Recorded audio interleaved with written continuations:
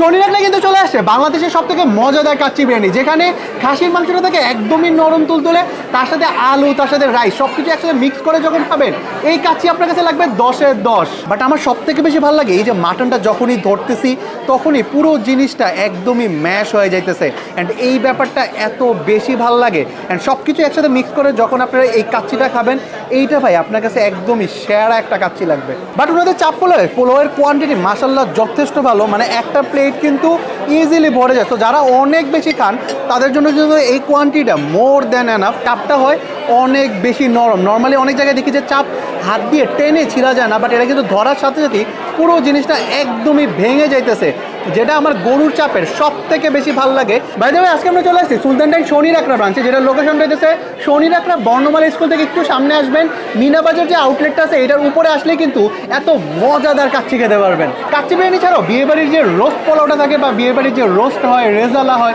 সব কিছু কিন্তু আপনি এই জায়গায় আসলে খেতে পারবেন। বাট আমার হাতে হচ্ছে ওনাদের স্পেশাল মাটন তেহারি, যেখানে জাস্ট মাটনের সাইজটা একবার দেখেন যে কতটা বড়। নর্মালি কিন্তু এত বড় বড় মাটন দিয়ে তেহারি খুব একটা পাওয়া যায় না। মাটন বিরিয়ানি ছাড়াও এখানে পেয়ে যাবেন চিকেন দম বিরিয়ানি। আপনার ঠিক যেটা খেতে মন চায় সেটাই কিন্তু এই জায়গাটায় পেয়ে যাবেন।